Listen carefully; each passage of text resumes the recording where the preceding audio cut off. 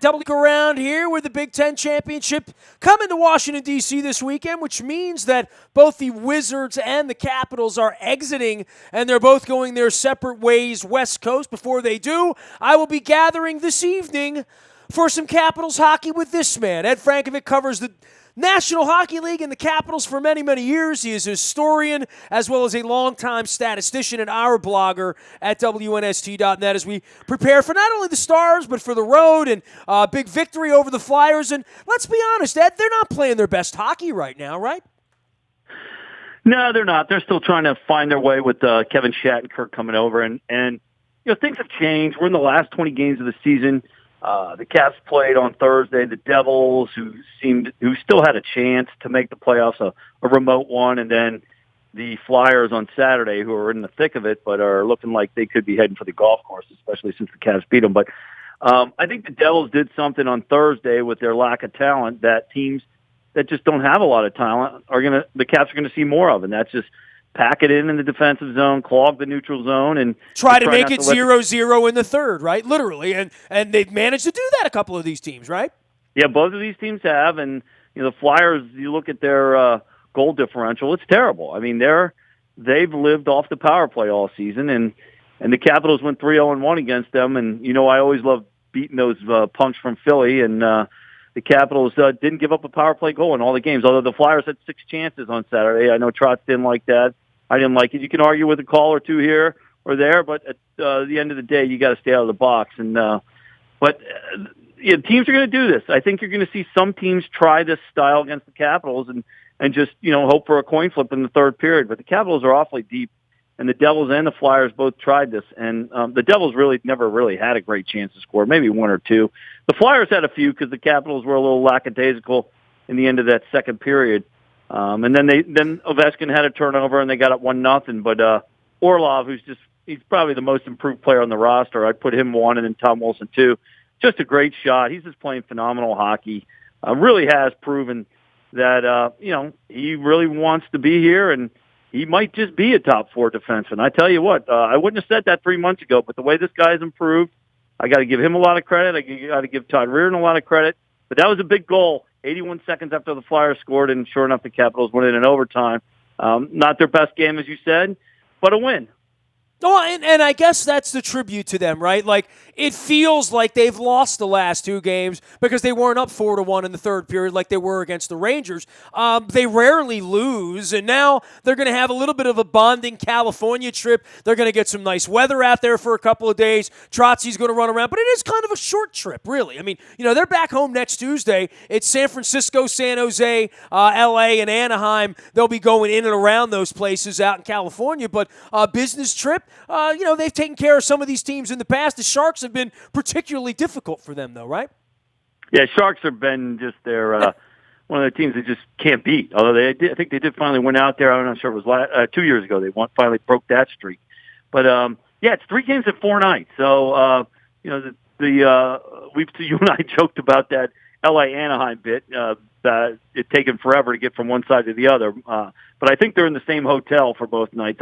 I don't know. I don't know the exact plans, but it's going to be some good hockey against San Jose. Certainly, if the Capitals are fortunate enough to get to the finals, that's certainly a team they could play in the finals. They were there last year, and Anaheim's another team. The West is wide open. I know Chicago and Minnesota are the cream of the crop there, but certainly San Jose and Anaheim have put themselves in the conversation to be a team that comes out of the West. So the Kings are fighting to get in. I think they are going to get in because the Blues, moving Shattenkirk, have kind of started leaking oil. So I think the Kings are going to slide in and get that 8th spot. The West is, I think you're looking at the 8 teams that are going to make it in the West right now. So you're going to play 3 playoff teams out there. It's going to be a good test. And then first we'll start with Monday, Dallas. And I don't think Dallas is going to try and play that style that the Devils and the Flyers played. Dallas is, although they're trying to creep back in it, they're pretty much out of it. They're a speed team. They like to attack. They don't like to sit back. And the Capitals will have some chances to go the other way, use their great rush game. And the way they're playing, cycling the puck right now, they'll have a chance to to wear Dallas out. Dallas does have a good defense. I'm really surprised at how far they've dropped off this year after a good year last year. Well, they're horrible on the road, and the Capitals, 16 games in a row at home. Not easy to do, Ed, and they make it look kind of easy even when they drag you into overtime halfway into the night on Saturday night against a relatively lackluster Flyers team. Yeah, the Flyers are having some problems. They're playing harder now, but I don't know what's going on with them. Giroux, Voracek, those two guys they're not producing. And I've talked to some people in the business, and they say Dave Hackstall is still solid. He's not in jeopardy of losing his job. They overachieved last year, and we've chronicled well the playoff series last year with the hated Flyers and the injuries they caused. Well, they'll be lucky enough to get another crack at the Caps this year, right? They're not in a position. They're going to have to play some good hockey here the last month. Same thing with the Lightning or the Panthers or any of these teams playing chase, and the Maple Leafs and the Islanders are kind of clinging on. I think the Bruins are getting to be safer at this point, but there's no room for or margin for error for them or for Ottawa at this point.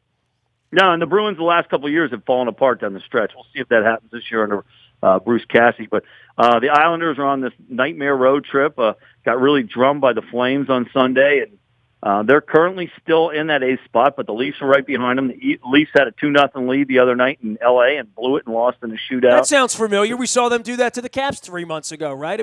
They're a young team, but I think they're going to get in, and I think if you're asking me, I would book a flight to Toronto. I think they'll wind up playing Toronto in the first round. That's my opinion. Well, that's the matchup I want because I don't think the Leafs are physical. I think they're well coached, but I don't think they're strong on the back end. And I think that's why they have those 9 games where they've led in the third period. And I think they have the most losses when leading in the third period, 9. And that's just because their defense. And they're young and they wear out and they're still rebuilding. I think the Leafs are ahead of schedule. Some will say, there is no schedule. But I think the Leafs are ahead of – they were the worst team in the league. Let's remember that a year ago. They're the worst team in the league. That's how they got the kid. That's how they got Austin Matthews. And, if they can get in, I think that'd be a favorable matchup for the Capitals. The Islanders, I think, would be the toughest matchup. Well, I think the Flyers would be the toughest matchup because they cheap shot the heck out of you. I think the Capitals would beat the Flyers. But I don't. Well, they started that on Saturday night. I didn't even have my first beer open, and they're in the box, and Justin Williams is slugging it out. I'll say this, and maybe we're talking a different tune after the Dallas game. And it feels to me like Wilson and some of these guys. You said Orlov. Some of these guys are almost playing too hard, right? Wilson taking a puck in the back. I like the gamers and all that, but I wonder deep down if that's what Trotz wants. Seeing Oshie go off, seeing Alsdorf. I don't want to see guys get injured, but then and then I see you say, well, Ovechkin needs to pick it up somewhere in the middle, and I know the middle is the worst place to be, but to some degree, I see guys going sort of full bore, and that worries me a little bit too. I don't want anybody injured here. Yeah, you're absolutely right. You nailed where I am right now. I'm not real happy with Ovi's game, but I really think he's saving himself for the playoffs, and we talked about that. Tom Wilson, that fourth line is getting a lot of time, and Coach Trotz has been challenging them, and he challenged them to take on the Giroux line on Saturday, and they did the job. And Wilson had 9 hits, and he drives the Flyers nuts. They were all writing articles up there about how Tom Wilson has courage in Washington, but not in Philadelphia. I don't know what game those guys are watching up there. And Tim Patanasios is as big of a next time you see that, let me know, and I will tweet the picture. I'll retweet my picture from leaving Philadelphia last year when they were packing their bags for the season.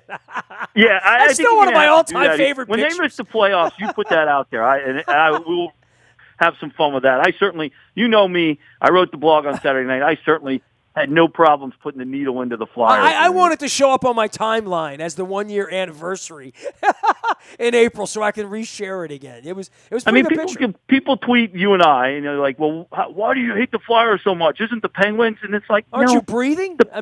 Yeah. Have you been around? Since you and I have been around since the beginning. We remember this team in 74, 75, how bad it was. We were at that Cap Center year after year when these busloads of drunk Flyer fans would come in. They'd act like idiots. They try and take over the place. They get in fights. Pittsburgh, they come in, their fans cheer. I respect Pittsburgh, right? I think they're a well-run organization from Craig Patrick to what they have now, Mario. Don't go overboard here. It's almost playoff time, all right? We're probably going to see them in the second round. Let's be honest, right? Yeah, but I respect the Penguins. They won 4 cups every time they've beaten the Caps. That's the way it is. I mean, they've been better each time. But, they're not going to cheap shot. Although the one year the Capitals did beat them, Sean McGecker, and did cheap shot Kelly Johansson in the back of the leg. I didn't like that. But the Flyers, you beat them, they're going to cheap shot you, right? And so, that's just that Broad Street bully.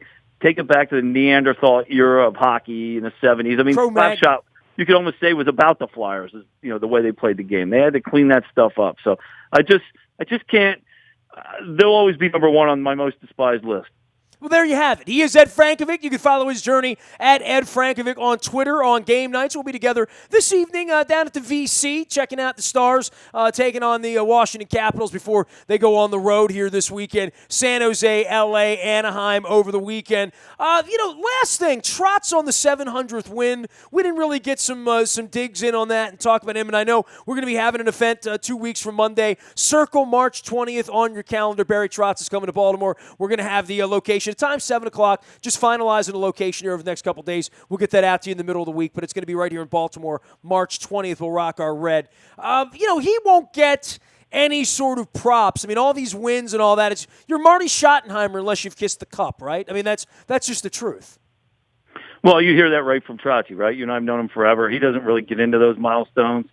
I know he appreciates it, but he'll just tell you, hey, that's just being around a long time, and certainly he's earned to be around all this time. I guess the coach he'll go up against Monday night, Lindy Ruff, is one of the guys ahead of him on the list, I believe. And you got to kiss the cup to get into that elite conversation, if you will. I mean, we've been hearing Joe Flacco, certainly elite in my book. He won a Super Bowl. Then when you win, they try to take it away from you, as Billick always says. yeah, exactly. But Joe's got the ring. He's got the contract. We've got the tape of that game. We've got the tape of all those playoff games. They don't win without Joe Flacco in 2012. That was one of the best quarterbacks I've ever seen. I think the way Brian phrases that, Ed, is, when you win a Super Bowl and he's twisting his ring during his speech and he says something, they say they can never take that away from you. But they'll try. Exactly. They'll try. I mean, and I guess in the Capitals, look, the Cubs won, right? I mean, I get the dissonance, I understand anytime I say Caps winning President's Trophy, best team, number one, anyone who wants to urinate on it will just simply say they're the Caps. They never win. Well, the same could be said for the Cubs. Same could be said for the Red Sox. Same could be said for Cleveland. Same could be said for Peyton Manning until he did win, right? Same was said for LeBron until he went to Miami, right? So, we're going to hear that. But this Caps team, I don't know. We're going to talk about it for another month before the run begins, Ed. But, Trotz has this thing together. They are a better coach than they've ever been. Now, for me, it's about health, good fortune, and playing together because I like virtually everything I see. I don't really know where the weakness is now that they've acquired Shattenkirk. No, there is no weakness. I mean, it's health. And one thing you have to do to keep the health is you got to be able to spread the minutes. And one of the things I blogged about on WNST.net on Saturday night after the Flyers game was they took too many penalties, and that got them out of their rhythm, and that plays into the other team's hand because they couldn't play that third line a whole lot. I mean, Brett Connolly had 10 shifts. He played 6 minutes and 4 seconds. That is, I got to think, Trotz Monday morning on his meeting day and before, Tuesday morning when he gets ready to go on this trip, let's stay out of the box. If we stay out of the box, I can roll 4 lines. I can play everybody. We have a greater chance. I mean, Matt Niskanen played over 24 minutes Saturday night. You don't want that, and that was because he had to kill penalties. Kevin Shattenkirk doesn't kill penalties. Brooks Orpik ended up in the box, and Dmitry Orlov had to go out. He's the 5th guy to kill penalties. He did a great job, but you want to stay out of the box so you can. I mean, you're going to give up 2 to 3 power plays a game, but let's not get in 5, 6, and 7, right? And let's not make him stupid. If you're in a position where you're compromised, okay, but just punching a guy in the face and getting 2 minutes is stupid. Yeah, there were no penalties I saw them take on Saturday night that I felt, well, that was a good penalty because you prevented a scoring chance, right? They were careless penalties. They were not moving your feet. They were high sticks. You can argue that the Wilson penalty was embellishment, and it was, but you know what? It's sometimes it's just going to get called. They're the Flyers. They're going to cheat. You know that, right? Yeah, exactly. The old Dale Hunter. If you ain't cheating, you ain't trying. Philadelphia will always do that. So just let's get out of the box. Let's be able to roll 4 lines. I know he really wants to, and I got to think he looked at that ice time and he was not happy. But 19 minutes of that 63 minutes were played to special teams, and that just got them totally out of their rhythm because Lars Eller kills penalty. So he can't come right out with the third line after they kill a penalty because Eller's the center and he just killed the penalty. So that's what happens. That gets you out of whack. That plays into the other team's hands because now you're playing less guys. And the Capitals, let's be honest, their strength is their depth. They can roll 4 lines at you. So when they're doing that, they're going to wear you out and they're going to take over those third periods.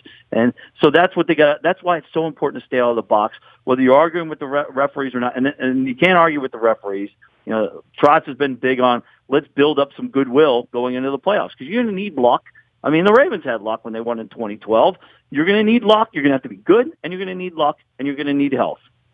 Well, they west. The Capitals will be going west after the game this evening against Dallas. San Jose, L.A., Anaheim, then Minnesota and Nashville come in next week before they go to Tampa. Lots of home games at the end of the month as well. We get the Big Ten tournament rolling into the Verizon Center this weekend. Orioles on television on Sunday. We're going to talk more about that as well as the Nats doing their thing in the new park. Redskins and the Ravens at the Combine over the weekend. Certainly a lot more drama on the Redskins side.